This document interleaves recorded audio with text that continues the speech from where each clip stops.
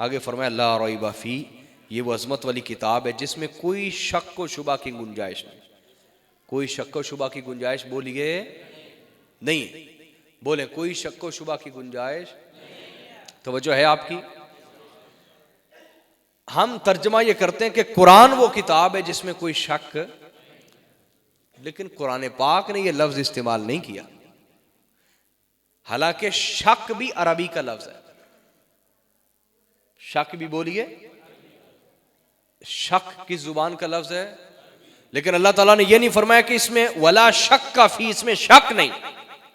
इसलिए कि शक के भी दर्जे होते हैं। शक के भी बोलिए, जो शक का इंतहाई मामूली बारीक सा दर्जा है ना, उसको रैब कहा जाता है। क्या कहा जाता है बोलिए? तो अल्लाह पाक ने फरमाया ला रैब फी, कुरान ऐसी किताब है इसमें शक तो बड़ी दूर की बात, शक की गुंजाइश भी नहीं है। बड़े दर्जे का शक तो बड़ी दूर की बात, अदने से अदना शक भी इसके अंदर हो सकता। ये इतनी सच्ची किताब है, ये बोलिए। लेकिन चूंग वालों, अगर आपकी तवज्जो हो तो मैं यहां सवाल कायम करूंगा। अल्लाह पाक ने फरमाया इसमें तो कोई शक व शुबा की गुंजाइश नहीं, लेकिन ये सारे गैर मुस्लिम तो मानते ही नहीं। करते हैं कि नहीं करते? वो कहते हैं हमें नहीं यकीन ये अल्लाह की किताब है या नहीं, वो तो शक करते हैं।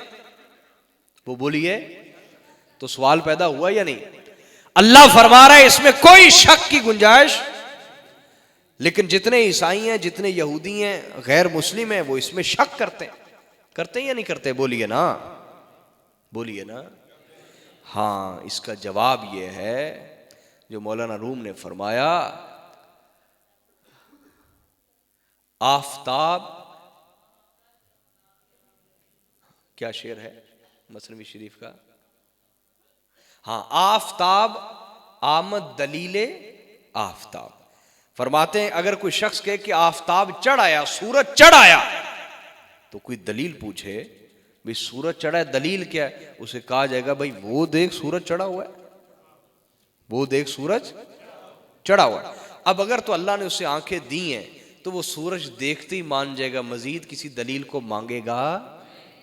लेकिन अगर उसके पास बसारत ही ना हुई, आंखें ही ना हुई, आंखों का नूर ही ना हुआ, और आप कहें कि भाई सूरज चढ़ आया, वो के दलील क्या है? आप कहें आफताब आमद दलील आफताब, सूरज के चढ़ने की दलील ये सूरज चढ़ा हुआ। वो कहेगा मुझे तो नहीं नजर आ रहा सूरज चढ़ा हुआ।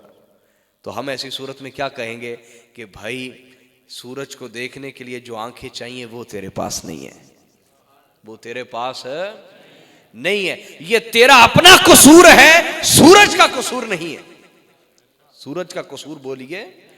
तो अल्लाह पाक ने यह नहीं फरमाया कि कुरान ऐसी किताब है जिसके मुतल्लिक तुम्हारे अंदर शक नहीं ना, ये नहीं फरमाया। इंसानों के अपने अंदर शक हो सकता है, इंसानों के अपने अंदर शक हो सकता है, लेकिन फरमाया ला रैब फी, कुरान के सच्चे होने में कोई शक नहीं, कुरान के हकायक के सच्चे होने में कोई शक नहीं। कुरान का हर बयान शुदा वाकया हो, किस्सा हो, हकीकत हो, पेशन गोई हो, हर तरह का जो भी कुरान ने किस्सा बयान कर दिया, पेशन गोई बयान कर दी, मामला बयान कर दी, वो सच्चा है। वो क्या है? अब तुम्हें उसको देखने के लिए यकीन की आंखें चाहिए। यकीन की बोलिए यार, मैं इसको सादा करता हूं फिर आपको समझ आएगी। इधर देखिए, मेरी तरफ तवज्जो है आपकी। अगर कोई जमीन बेकार हो, जमीन बोलिए बंजर जमीन हो, तो कितनी ही बारिश क्यों ना नाजिल हो, उससे सब्जा उगता, सब्जा उगता। अब कोई बारिश का कसूर होगा?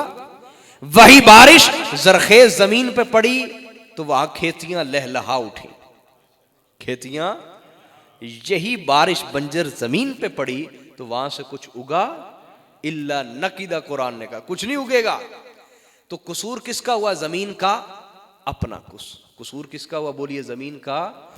तो अगर कुरान में किसी को शक है तो उसकी मिसाल बंजर जमीन की सी है, कुरान तो बारिश की मानिद है। औ कसय्यिबिन मिनस समा, ये तो बारिश की तरह है। आई बात समझ या नहीं? बोलिए ना।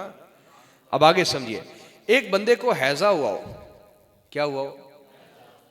आप उसे बादाम खिलाएं, काजू खिलाएं, पिस्ता खिलाएं, अखरोट खिलाएं, महंगी तरीन ग़िज़ा खिलाएं, उस पर असर करेगी?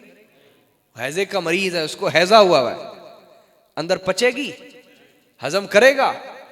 क्यों भाई? उसका उसे फायदा होगा।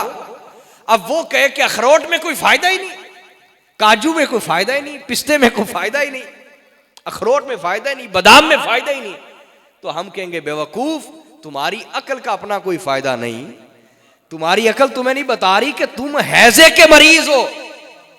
इन चीजों का फायदा पूछना हो तो उससे पूछो कि जो जिसका मैदा तंदुरुस्त है, फिर वो खाए तो उसे कितनी ताकत मिलती है। समझे बात या नहीं समझे? तो कुरान एक मुहक्कक किताब है, हक वाली किताब है। कुरान एक ऐसी किताब है जिसमें कोई शक व शुबा नहीं। हाँ, इंसान के अपनी अकल में फतूर हो सकता है, अपनी अकल में बोलिए। तो जिस तरह सूरज चढ़